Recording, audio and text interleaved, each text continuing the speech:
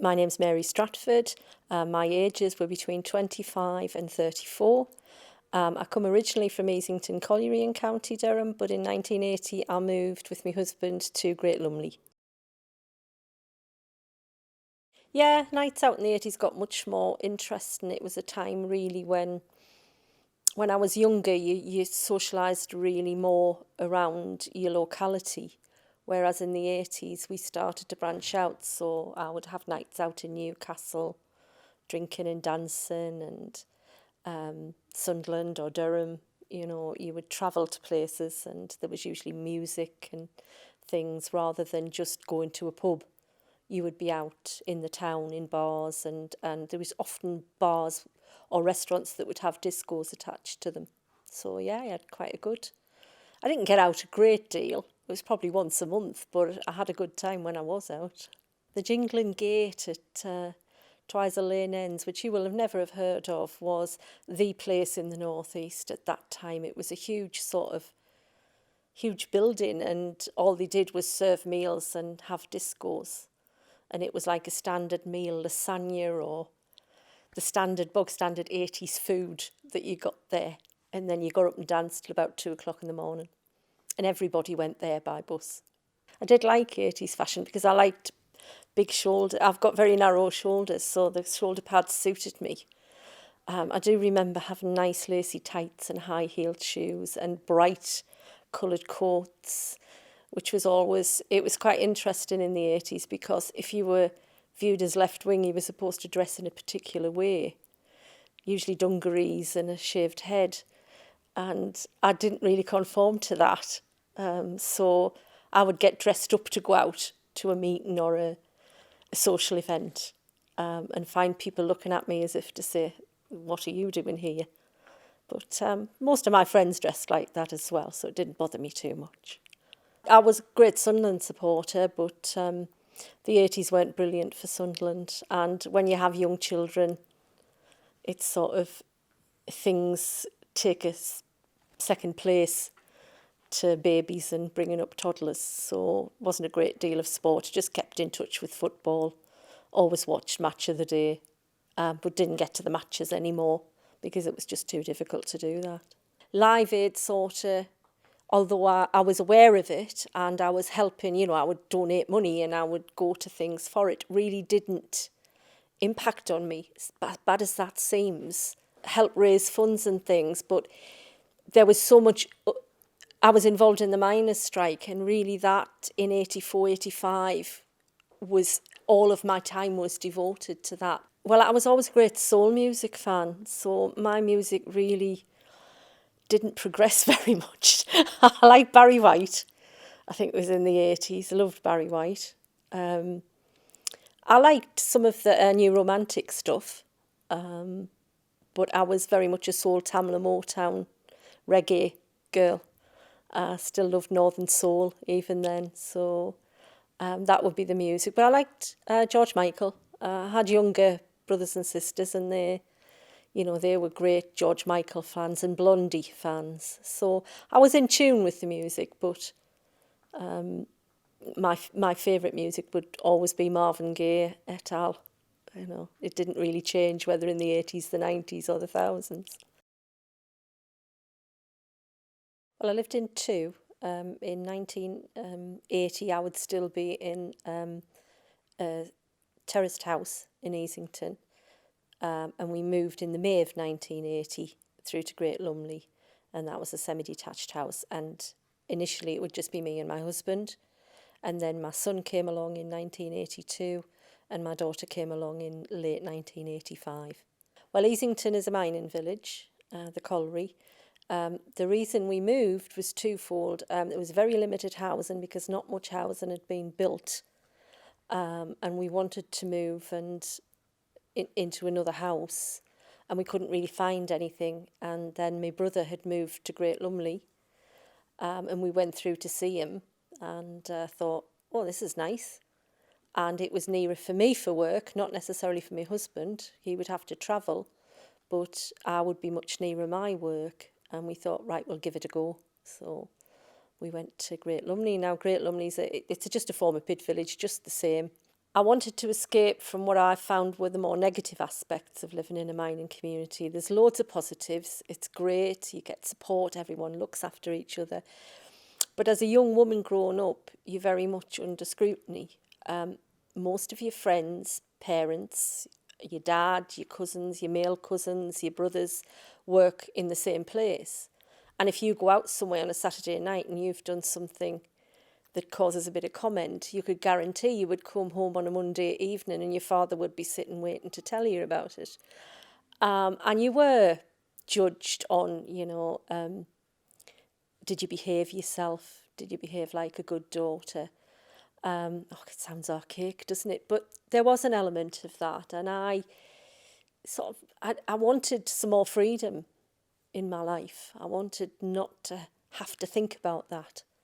Unfortunately, my husband wasn't of the kind that said, no wife of mine's going to do that. He was more modern, so we just took the leap. I mean, we only moved 11 miles away. You'd think I was talking about another world.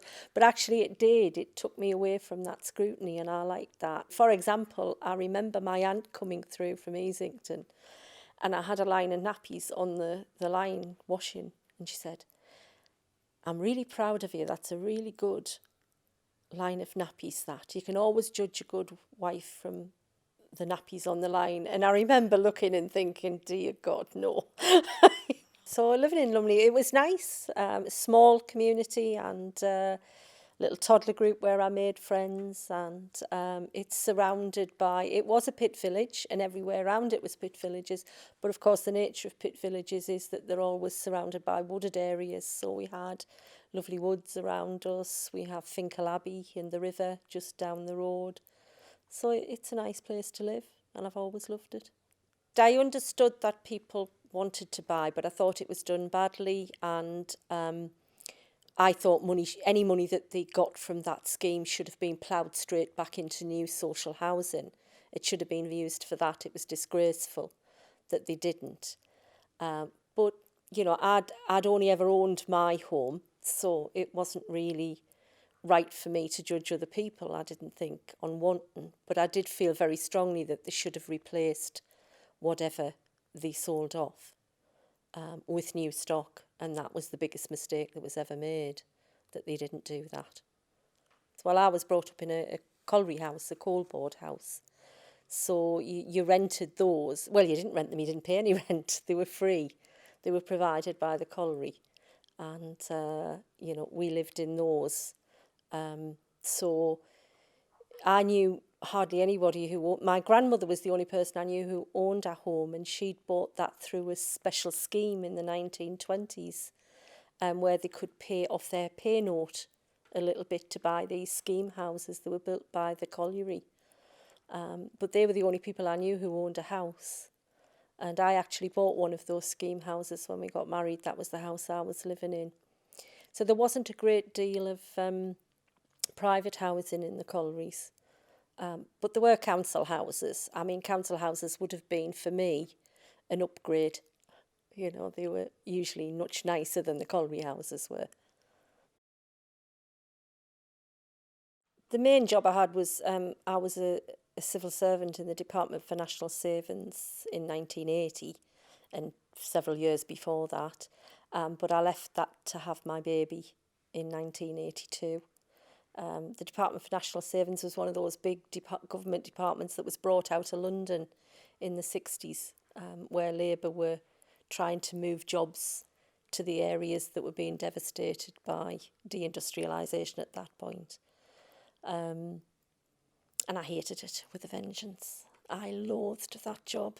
Look back and think of it as 8 wasted years of my life that I'll never get back. But I was persuaded by primarily my parents, who in those days, if you had what was viewed as a safe job, a good job in an office, you didn't give it up.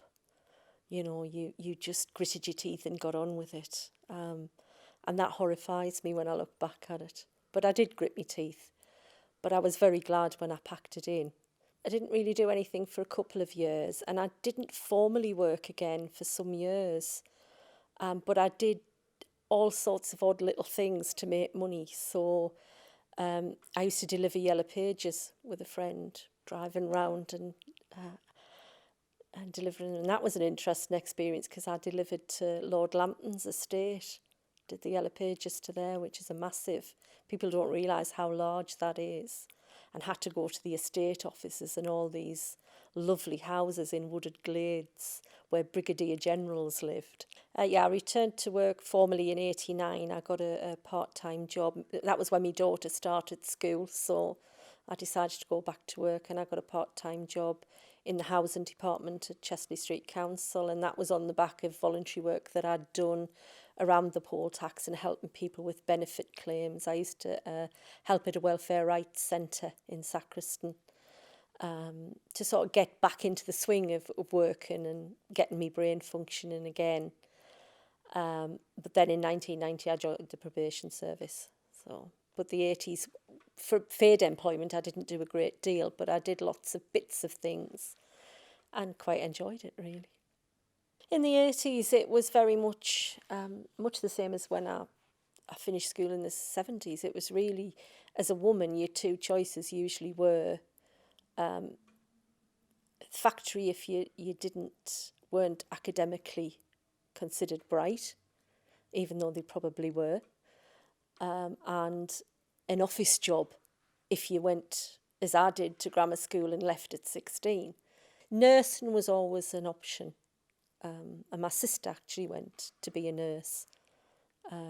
So there were sort of either caring jobs or shop work as well. My sister-in-law was a shop worker.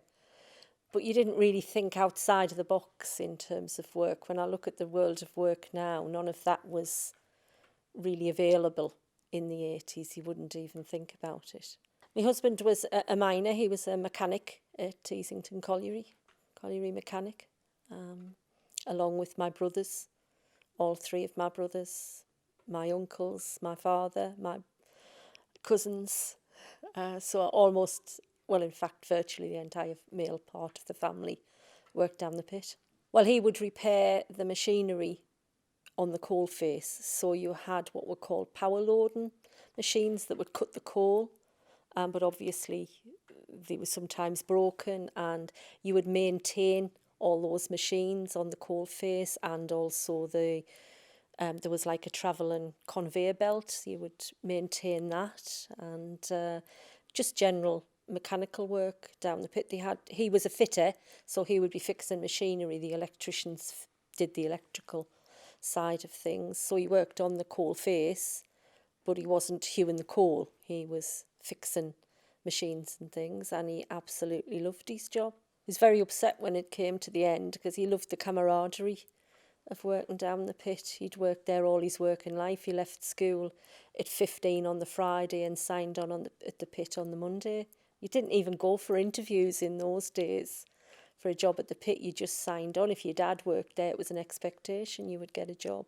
He worked shifts to begin with. That wasn't much fun because he was on a 5-shift system, so it was really difficult for me to sort of know when I was going to be with him. And but then when the children came along, he got a permanent day shift for less money, but it was much better because we could have a family life then properly.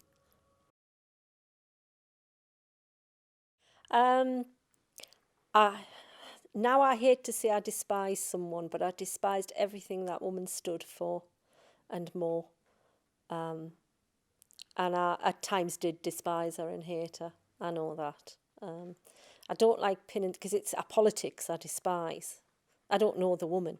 I just despise the politics of the woman and just the lack of care for people and the destruction she wrought without so much of thinking of the consequences of what that would be for masses of people across the country, and not just in mining communities, in the industry in Teesside, the steelworks, the shipyards. I mean, it was the human cost of that time was enormous.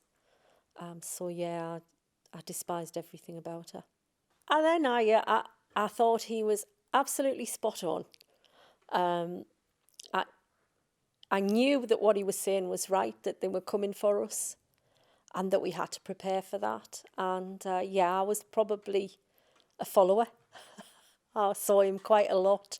We knew, the strike happened in 84, but we were prepared from 1980 for a strike. It was just a question of when it was coming.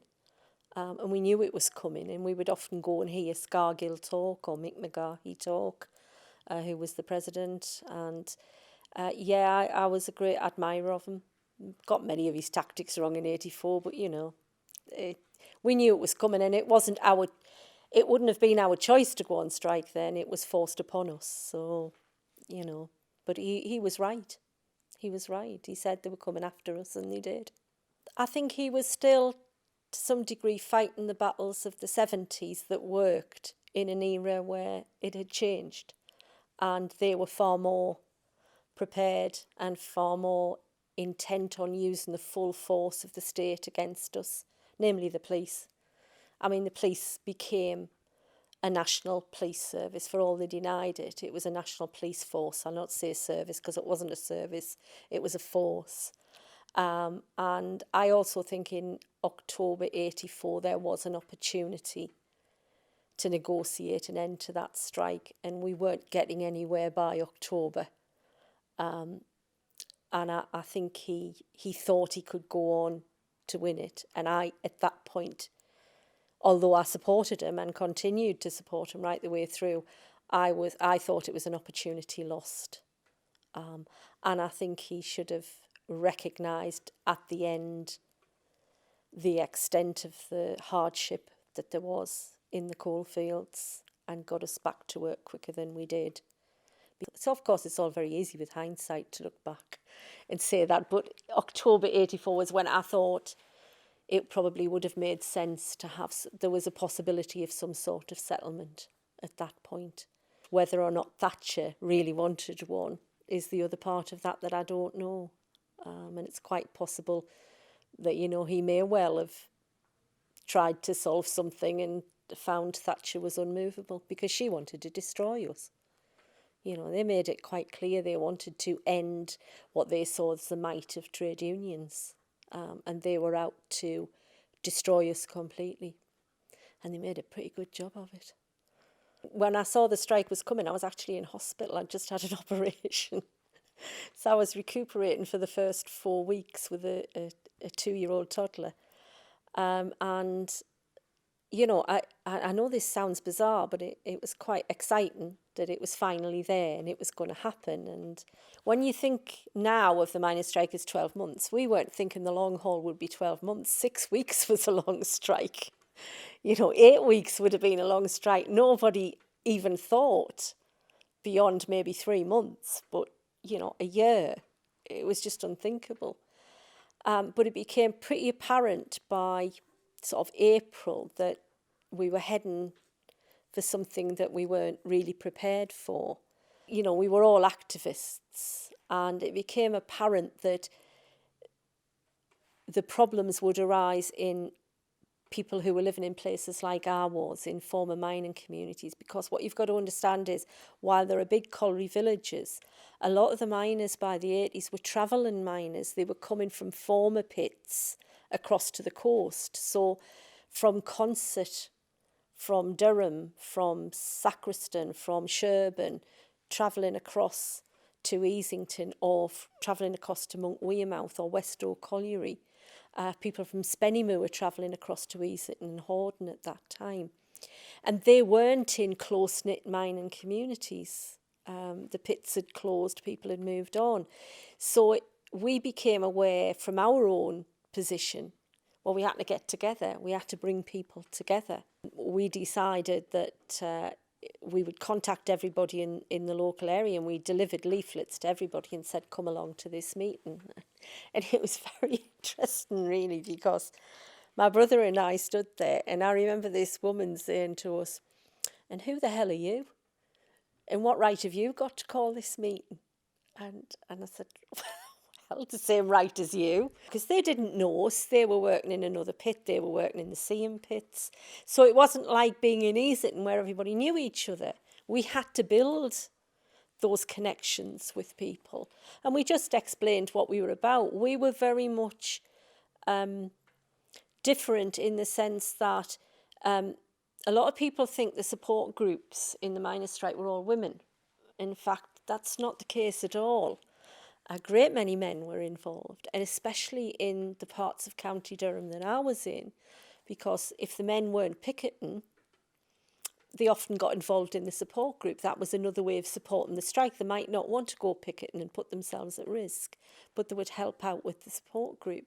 We were out to help ourselves. It was a form of self-help, which is fairly common in the coalfields. That's how the coalfields developed, around self-help, developing a welfare state before there ever was one in the rest of the country. And what we said to people is, look, we'll raise funds together.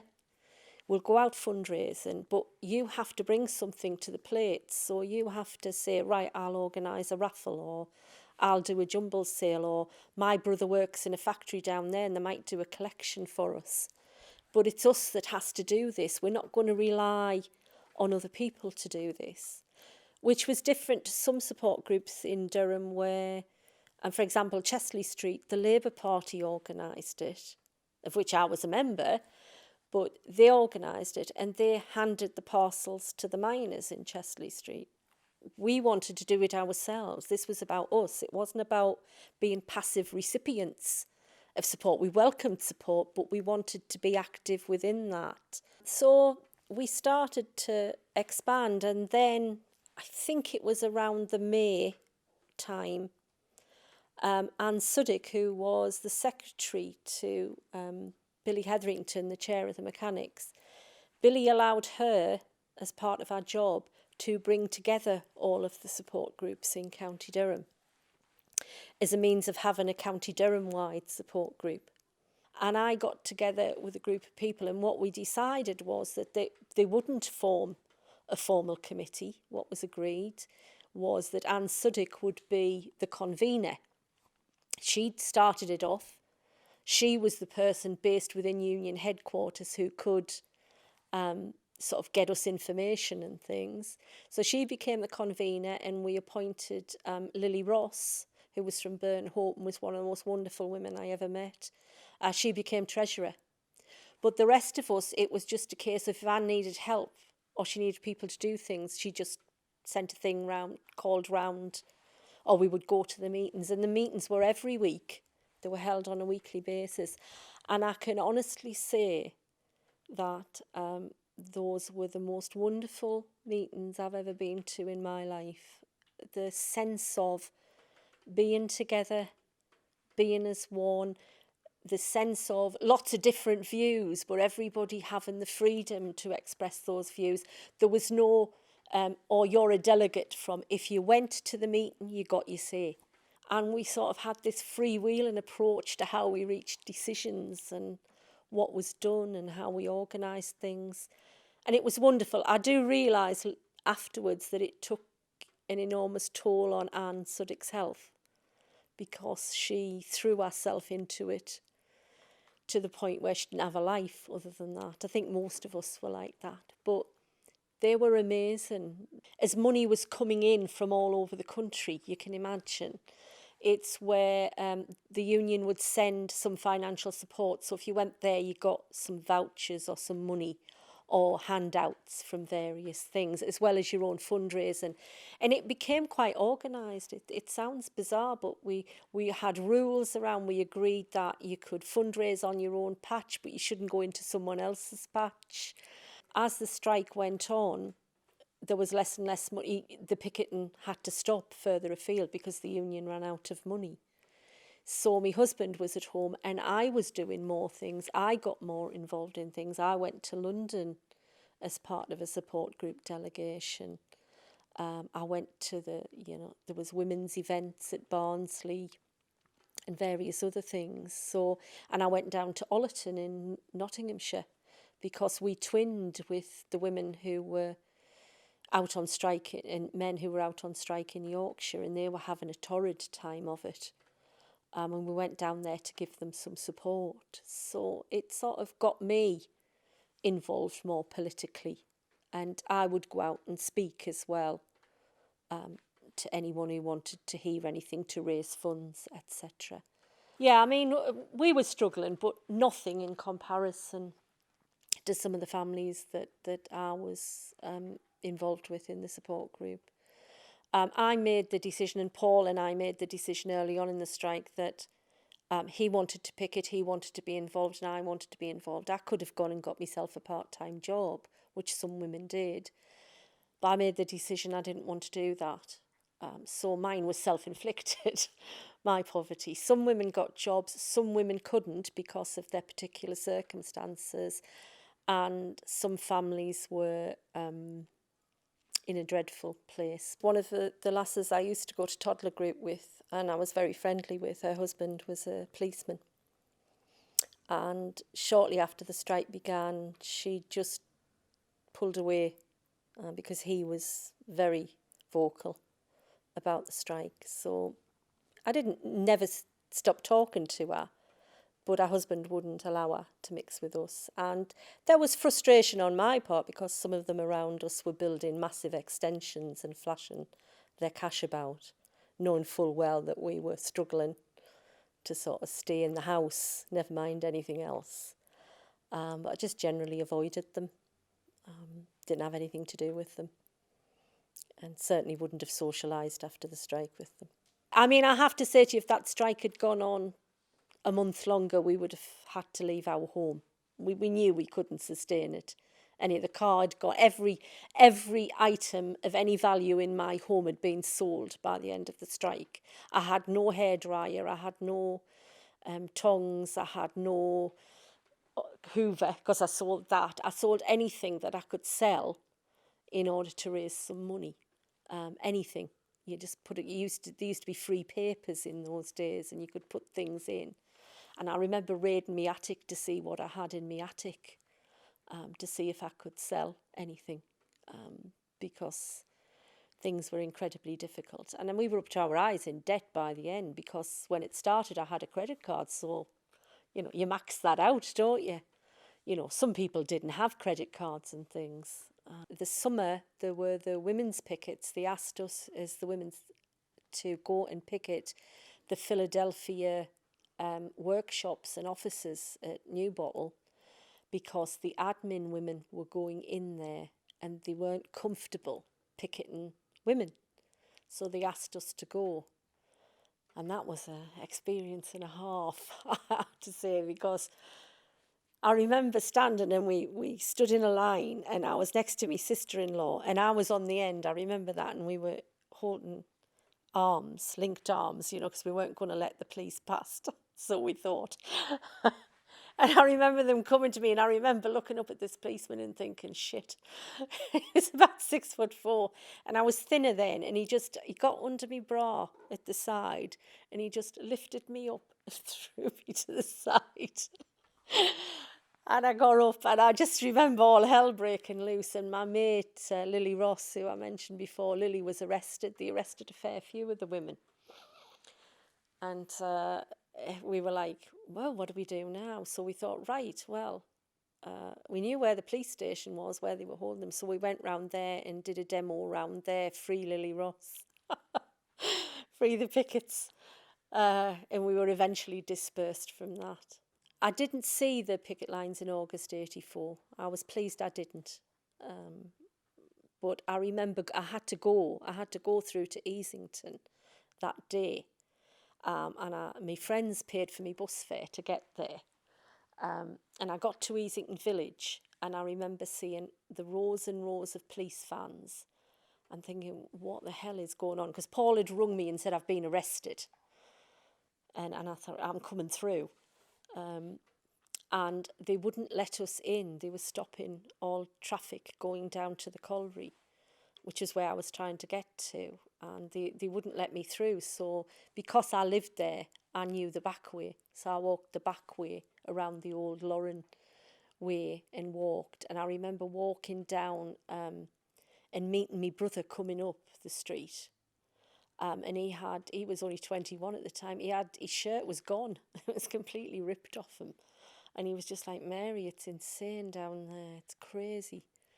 And walking into my mum's house, my mum was in tears because she'd heard Paul had been arrested, and she didn't know where our Tim had been, and she was terrified. And I saw the aftermath of it, but I didn't see the actual. But they surrounded that village. They cut it off. And I just remember feeling outraged. I wanted to take him on when they wouldn't let me through, but I thought I had a baby, the little one with us, and you can't do that. But they